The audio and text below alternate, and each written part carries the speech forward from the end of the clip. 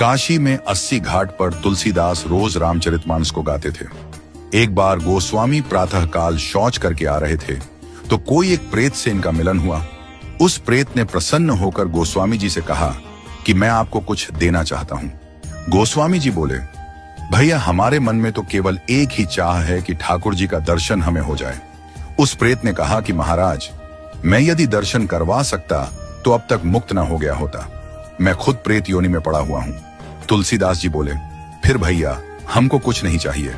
तो उस प्रेत ने कहा, सुनिए महाराज, मैं आपको दर्शन तो नहीं करवा सकता, लेकिन दर्शन कैसे होंगे उसका रास्ता बता सकता हूं। तुलसीदास जी बोले कि बताइए। प्रेत बोला, आप जहां कथा कहते हैं बहुत सारे भक्त सुनने आते हैं। अब आपको तो मालूम नहीं, लेकिन मैं जानता हूं आपकी कथा में रोज हनुमान जी भी सुनने आते हैं। सबसे पीछे कंबल ओढ़कर एक दीनहीन कोढ़ी स्वरूप में जो व्यक्ति बैठता है और जहां लोग चप्पल उतारते हैं वहीं बैठते हैं। उनके पैर पकड़ लेना वह हनुमान जी ही हैं।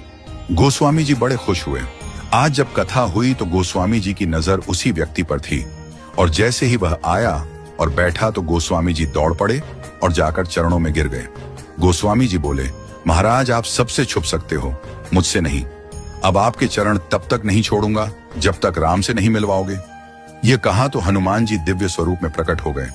तुलसीदास जी बोले, कृपा करके राम से मिलवा दो, अब और कोई अभिलाषा नहीं है। हनुमान जी बोले कि आपको राम जी जरूर मिलेंगे, लेकिन आपको चित्रकूट चलना होगा। गोस्वामी जी चित्रकूट गए, मंदाकिनी में स्नान किया, कामदगिरी की परिक्रमा की, खोज रहे हैं कि प्रभु कहां मिलेंगे। सामने से दो राजकुमार घोड़े पर आए, एक गौर वर्ण और एक श्याम वर्ण। उन्होंने रास्ता पूछा तो तुलसीदास जी ने बताया और वो चले गए। फिर हनुमान जी प्रकट हुए और बोले, अभी जो राजकुमार घोड़े पर थे वही तो राम और लक्ष्मण थे। आपसे ही तो रास्ता पूछा और आपने नहीं पहचाना। ये चूक हम सब करते हैं। न जाने कितनी बार भगवान सामने आए हों और हम पहचान नहीं पाए हों। सबका आदर करो, क्योंकि न जाने किस रूप में नारायण मिल जाएं। गोस्वामी जी बोले, हनुमान जी आज बहुत बड़ी गलती हो गई, कृपा करवाइए फिर मिलन हो। हनुमान जी बोले, धैर्य रखो, फिर मिलेंगे। गोस्वामी जी मंदाकिनी के तट पर स्नान कर चंदन घिसते हुए श्री राम जय जय राम गा रहे थे। ठाकुर जी बालक रूप में आए और बोले, बाबा चंदन बहुत प्यारा घिसा है, थोड़ा मुझे लगा दो। गोस्वामी जी ने दिया।